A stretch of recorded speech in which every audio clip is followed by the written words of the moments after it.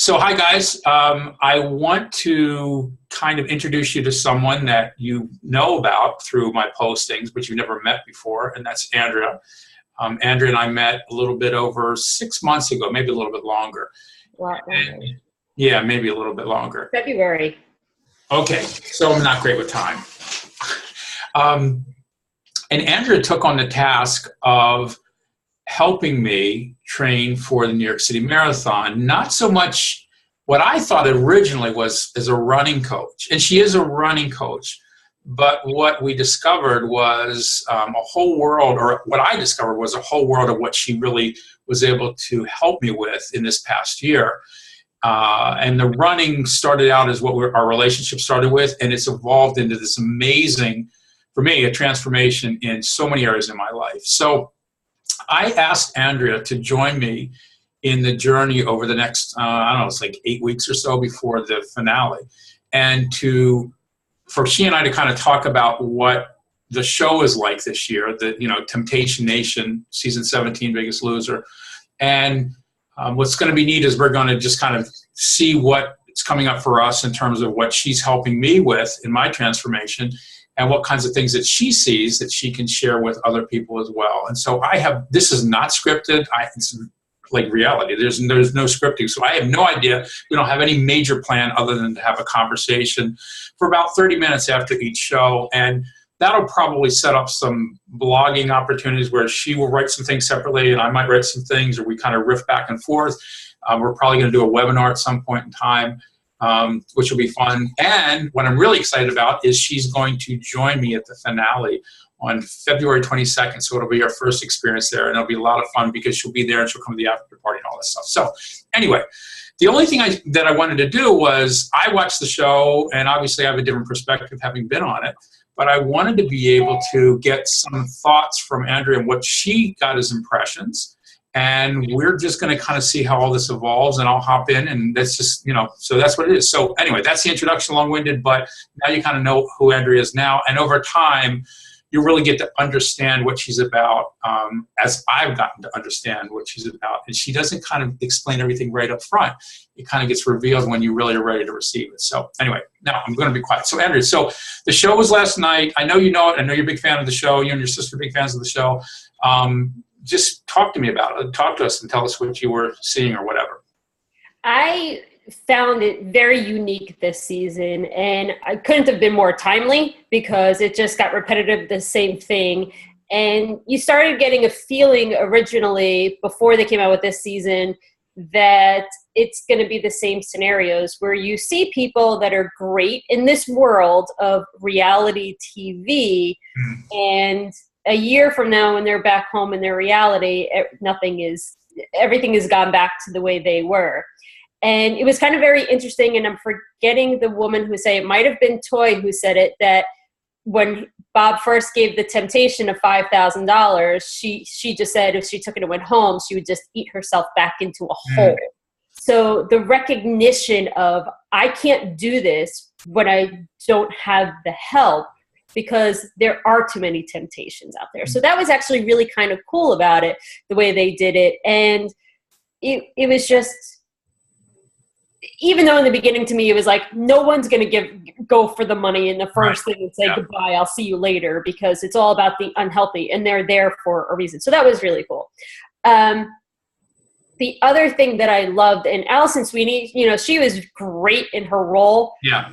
But I have to be completely honest and say the way Bob was, it just added such a different element when you saw his raw emotion during some of these group discussion talks. Again, I'll bring up Toya when she was talking about the death of her child and not being able to forgive herself, and how he just went over to her and really just created this bubble around them to just be like, I'm here with you one-on-one. None of this else matters. Let's just talk about what's going on.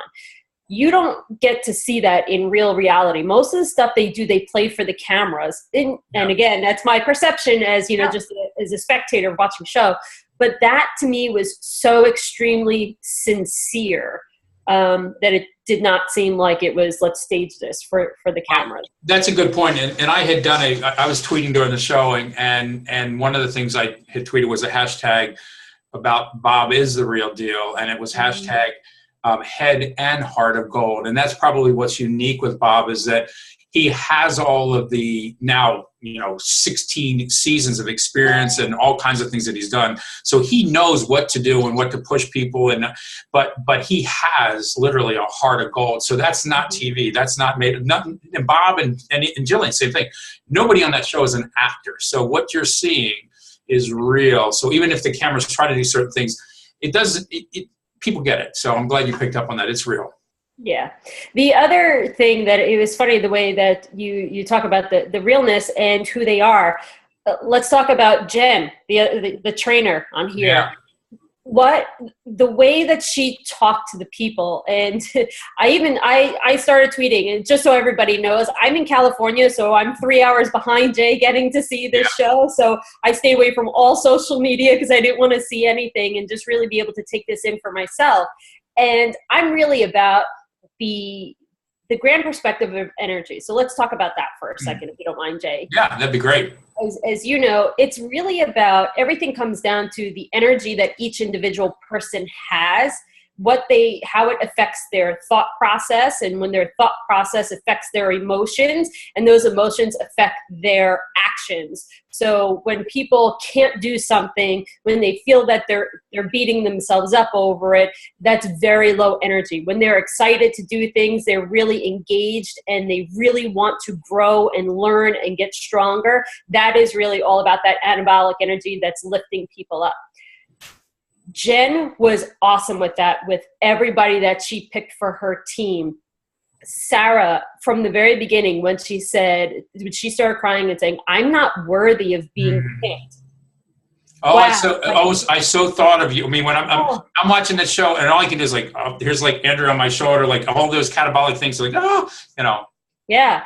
And then the way Jen just talked to her and just, had her, the things that she made her say to herself, and just start planting those seeds to let her know. By the time you saw Sarah weigh in, and holy cow, 17 pounds that first week, completely different person from I can't do this to I guess I can do this. Look at me. And then on the other side, so that's all that catabolic energy where she's lifting people up. And I did make the comment in a tweet about to see the energy difference between Dolvet and Jen, because let's take the other side. Dolvet he came right out and he said it, "I'm not your friend. Mm-hmm. I'm your antagonistic person. What I do goes, you know nothing. I know everything." And Felicia was, let's talk about, you and I know what that is. Oh, yeah. Yep. Oh, yeah. Your blog of dropping a few F-bombs at me of how that goes. It was maybe a few hundred. Yeah, maybe a few hundred F-bombs at you.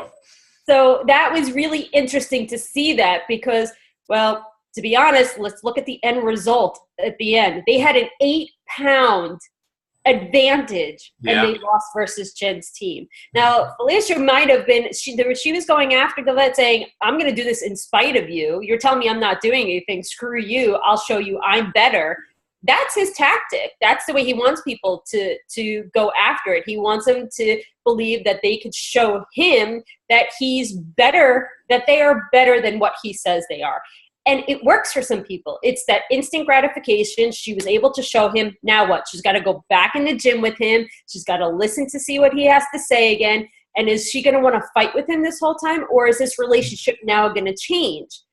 How is it going to evolve? So that's kind of interesting to see how that's going to go. You bring up a good point, because that was one of the things. I mean, I've got a few years on you. It's not my first rodeo in talking and working with people and having coaches and all that. And I think one of the things I found in your coaching of me is, and I think I'm a pretty easy get along person. And what I really realized was that I was perceiving you as somebody telling me what to do. And it took me a long time for you to go I don't really care. And what that meant was, you cared, but not in the way that I wasn't getting it. I had to understand that what was it that I wanted, and I wasn't hearing you. And like I said, I have a lot of experience, but I think a lot of people that get coached don't really get the fact that it's really up to you. And I think I told you before, one of the things that Jillian had said that I never forgot, that she said to all of us, was don't surrender your power to anyone else. So I think one of the lessons that's really powerful that people, if they take it away from Biggest Loser, is you've got all those tools. You've got Dovette and Jen, you've got Bob, you've got all these people that really are there to help you see what you couldn't see for yourself. But the transference of power, energy, to you has to be done. Otherwise, when you leave, it's like the plug is pulled and you don't have it anymore when you really need it. And I learned that from you. I didn't see that. It was a blind spot. And it took me a while, but because of your tenacity of no matter what I was throwing at you or resistant or pissed off at you, you were that stand for me to be able to see that. And that was the difference. So it is going to be interesting to see who picks up on this and transitions from coaching styles and whatever. Yeah, and it's also going to be very interesting to see the way everyone's going to play as the weeks go on. Because in this first week, okay, so you have Richard and I'm forgetting her name, the young lady from The Voice. Yeah, I don't have all the names down yet either, but yeah, I know who it is. So everybody knows Richard Hatch, and he already came in and he was the villain. Everybody thought he was the villain and was out for himself. But in this environment, he chose to do the team thing because it was the right thing to do. We're all happy-go-lucky, and it'll be interesting to see with these temptations. Everybody has a money temptation, which is really kind of interesting. Money would pay off bills, get rid of problems. Everyone thinks money gets rid of problems. Yeah. It doesn't. It creates them sometimes. And so it'll be interesting that if by doing the right thing and going for the pound advantage doesn't pay off, are people going to start getting into those temptations? And they already showed some previews of next week about some food temptations of you see people eating pizza. So I'm really interested to see how these temptations play out, as they say that they're going to be off the ranch more in this season than ever before. So giving it a real world experience. I'm a little biased in thinking it's not going to be 100% because everybody's coming home to the ranch and still in the cocoon of being around each other versus you got to go home for a week and see what you have learned. It's interesting. It's going to be interesting to see because the reality of it is, for anybody who's been on the show, is that, and I say this all the time when I'm speaking in front of different groups of people, it's not hard to lose weight when you stand there with your shirt off in front of like millions of people. I mean, that accountability, it's not as hard. And so I'm very curious to see how they're going to replicate. They have the right idea, but being somebody like myself that you've helped me break through the whole secret eating area. I mean, that, anybody that's morbidly obese, they know it. I mean, you're not the size you are because of the fact that you're eating wrong. No, you're eating exactly what you're eating. You're just not really being truthful to yourself about it. So to the extent, it's always interesting, those temptations with food for most of us that ever on the show, it's like, no way, it doesn't, the money, you're not going to do it because it's kind of like the world's watching you for one. Right. And the other thing is you're in a game and you really don't want to go home. So they're smart. I am curious to see how they're going to do that. And like you're right, maybe the fact that Richard didn't, they didn't get that, he could have had the 40 grand and it wouldn't have made any difference. It will be interesting to see how all that plays out. But one thing that somebody did mention to me about Richard, that they said they were surprised that he was that way. And I said, well, who knows? You don't know why he did what he did. But sometimes as people do get older in the sense of having more life experiences, you do shift some of the things that you may do when you're younger. You're a little squirrelier when you're younger a lot of times, and you get a little bit more like, what's the impact? What's going to go on? So we'll see. Well, let's remember the whole concept is you have to build your alliances first. So he's not going to say, screw you all from the very beginning when there could be a chance that he needs them to save him. Sure. Down to him and someone else. It seems like they brought back the everyone has to pick who leaves. That was gone for a little while, right? It was gone for a while. And it was gone for a while, and then there's the old red line where you're going. That's what happened to Jennifer. She went under the red line and she just like had to go. So it's hard to say. I mean, everything changed on this. Everything's changed on the show. But the elimination room is newer and modern, but it's still pretty much the same format. So who knows? I'm sure I think people kind of like seeing that drama that happens when people reveal it, or and it was kind of lost for a while, where you go into a room and you just talk to a camera. It didn't seem to play quite as well. No. So, but it, like I said, the way that the whole format is this year, I mean, everyone's always so happy-go-lucky the first couple of weeks. And even though this is a shorter season, so I'm really super curious to see how they're going to, put everything together than it has been in the past.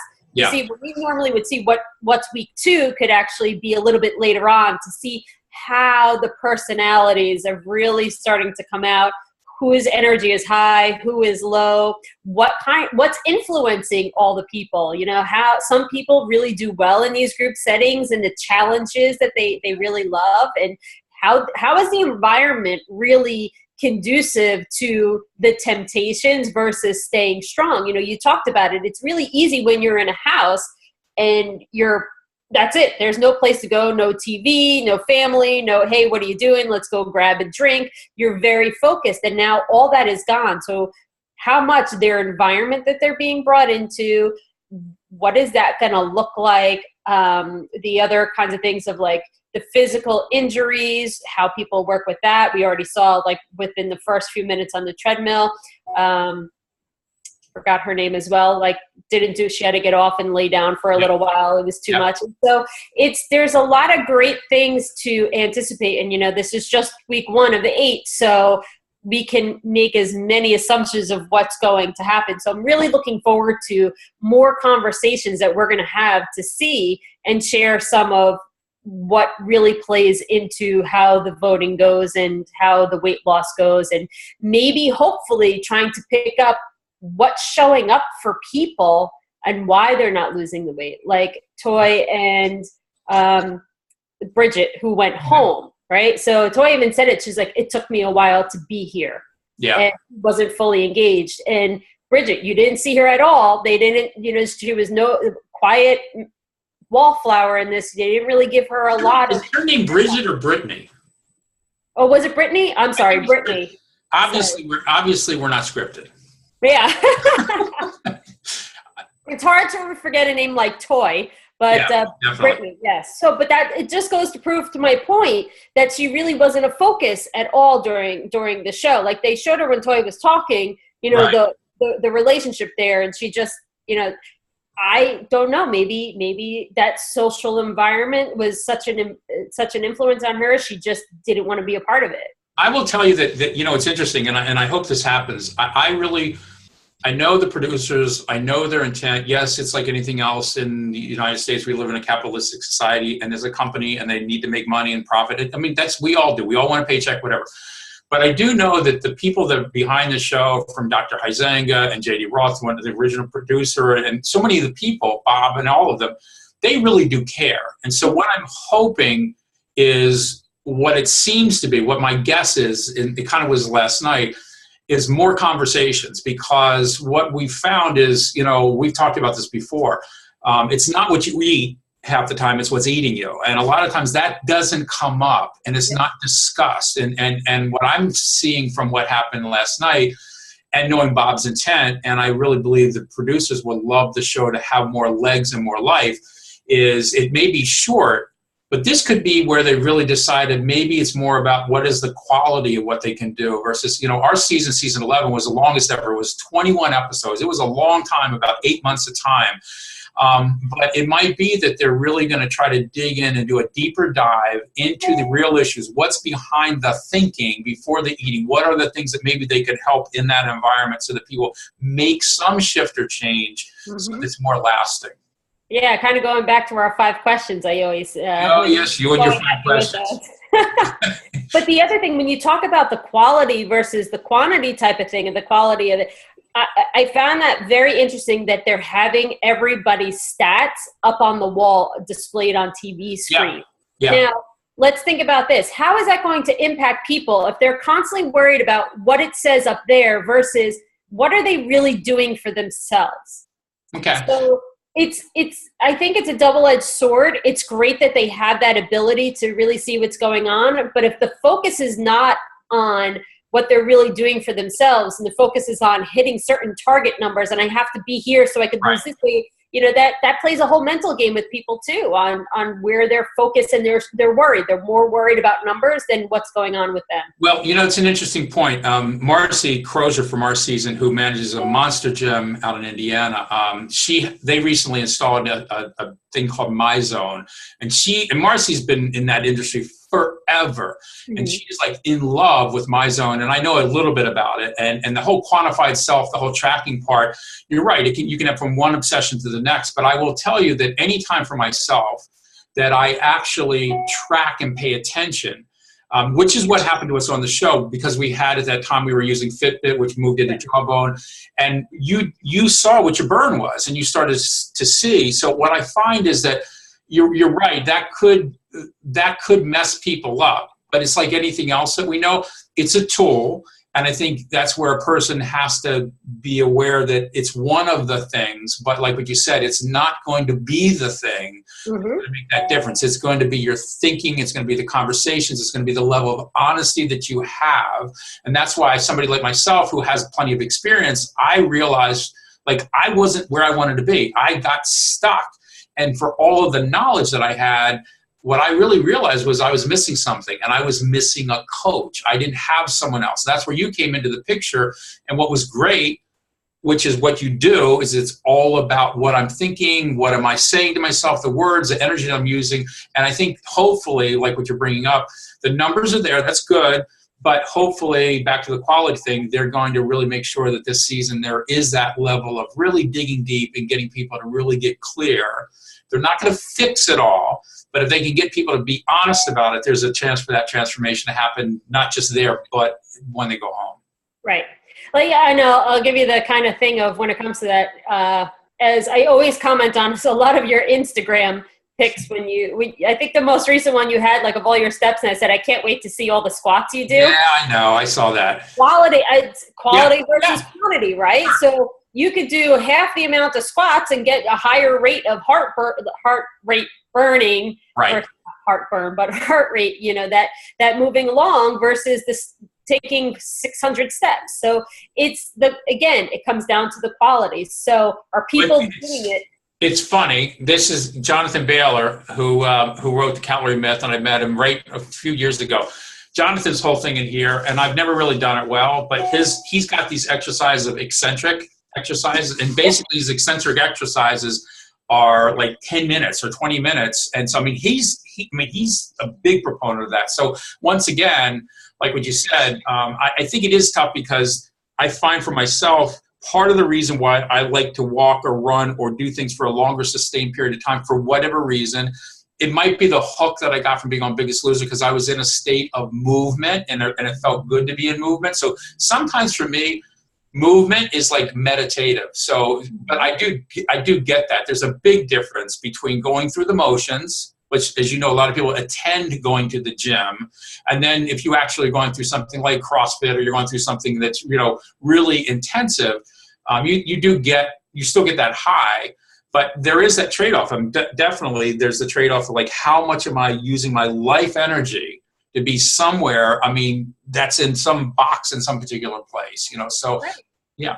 And when I talk about quality versus quantity, it's the concept. Okay. I shared with you a blog I wrote last year about how people set all these resolutions. Why would we resolve to do anything, right? If we want to take a focus on our health and our vibrancy and our life, we want to revolutionize our lives, right? So if we're talking quality, then we're not talking about the quantity of, I have to spend an hour to 90 minutes at a gym, and I have to give everything up, and I have to do this every single day, this all or nothing behavior that tends to really pigeonhole a lot of people. And that's why most people quit after 4 to 6 weeks. So, and why I talk about this is for the reason of, there are so many opportunities of the high intensity interval training. There are Tabata workouts. There are so many things that create such a great impact.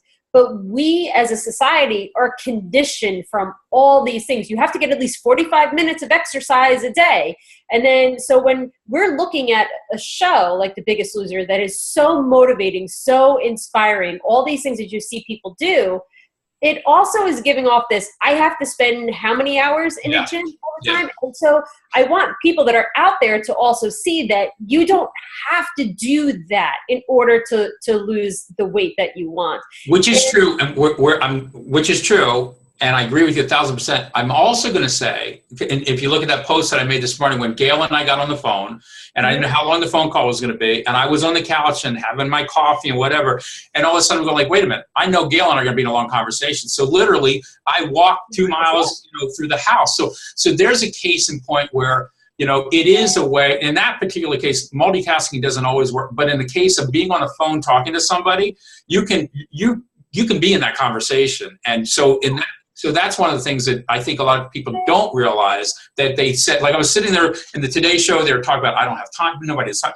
And I'm sitting there going, screw that, you got time, get off your ass and do some laps or do something when you're watching TV. So I agree with you that the Tabatas and the other real intensive exercises is much better in the long run. But there are people that could be also served to just get off the couch and do something to get started too. Yes, and if they complain about being stuck at an office desk for 8 hours a day, I believe that there's so much you can do, from just different breathing and squeezing in your diaphragm and taking a few deep breaths, to heck, if you're on a conference call, how many times do you take a conference call holding the phone versus on an earpiece versus it being on speakerphone? You can get up and you could walk around, or have little dumbbells at your desk and you could do little things. It's simple steps. Remember, Jay, everything is about simplifying your life.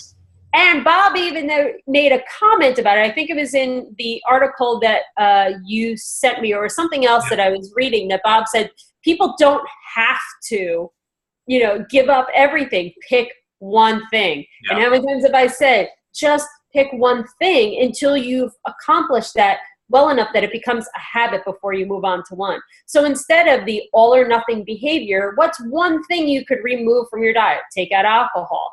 Every January, I say, all right, I'm going to not drink a drop of alcohol, see how my body feels, get it back, because no matter what, most of us indulge in a little bit much with holiday parties and vacations and stuff like that. And so it just feels good to just get it out and just start fresh. I haven't had dairy in years. That's something that I gave up, became habit. And so as they move along, what kind of exercise? Maybe going to a gym is not for everybody. Maybe people don't like classes. Trying to understand who you are and trying to figure out what works for you. You love walking all the time. You go to the gym and you do it. You go to the park with your wife and you walk around. You walk around in the house. This is something you really enjoy. It gets your creative juices flowing. So and that's very anabolic to you. And that's what it's about for people to find. What creates that desire, that I want to do this because I really enjoy it and it makes me feel good, versus I have to lose 10 pounds. I have to give this up. I have to, saying I have to weighs me down. But that result of that energizing way of I can't wait to go on vacation. It's like that feeling of when you set that up versus, I have to go to work. How many people did you see post on Facebook and social media cartoons depicting going back to work on Monday? Nobody wanted to. Yeah. And then it's the same thing with we all have to start our diet on Monday. And I'm like, every day is Monday. You just change the way you eat. You don't go on a diet. Take one thing out. Simple. Definitely. So we got a couple of minutes before we wrap up. We'll try to do this in 30 minutes. Any other major takeaways? Anything that maybe from, obviously you've had complete access to me for now since February, and you've seen my antics and stuff, and I'm a caricature of others on the show. Any things between the stuff you've experienced with me over the past 8 months and what you saw last night, or just continuation? Oh yeah. So there's one woman on there. Her name is Lauren, and she's a nutritionist. She works with her mother. Oh yeah, yeah. And she said something that made me think of you immediately, because it goes along with your I got it. It's like, I know what I need to do. Yeah. I'm a nutritionist. I know what I need to do. I tell people all the time. And again, it's the words that they use. I can't wait to see the shift in the language of what they're saying to themselves, because words are so powerful, whether you're saying it to someone else or to yourself. And that is going to be a really interesting takeaway, because your language has changed tremendously in the past 6 months. There are even things that the awareness that you've gained. So what we're seeing right now is a lot of awareness that is going on in the show. Okay. Yeah. And that is key, because people are going to decide that they're fine with the way it is on what their decisions are, or they're not going to want it and they're going to want to change it. So they're done with the way life is, and they're through this process. So it's going to be very interesting to see how all of that shows up and the transformations that they have, the way that you're continuously learning for yourself to transform. And it really comes down to, what do they want versus when they start feeling like they have to do something. And I can't wait for when you say to me on one of these calls and you're like, you know what I saw, Andrea? You talk about this all the time, and I get it because now I see it in everyone else. And there's going to be so much of that between us now. Yeah, definitely. And so this has been a lot of fun. It's really fun because we had no clue of what we would do with it. And I hope that what we've shared might be helpful to somebody that's going to watch this. And we'll just keep doing this each week and take a look at it, and we'll see what kind of occurs for us. And for me, selfishly, it's therapeutic. I mean, this is what I'm doing right now with you. I suggest to people all the time, find somebody you can trust, somebody that is going to listen and support you, and also make sure that you're not missing certain things. And so it could be a trusted advisor, it could be a family member, it could be a coach, it could be whatever. But I really do believe that the transformation comes, like what you said, it comes through words, which is obviously a conversation. And I would say that's the biggest thing that I'm really committed to being a part of, is being in conversations with lots of people that are willing to do that, because it just opens up the world of possibilities for other people. So let's just wrap this up and see what happens, and we'll come back next week and do it, okay? Sounds good. Thanks. Okay, bye-bye. Bye.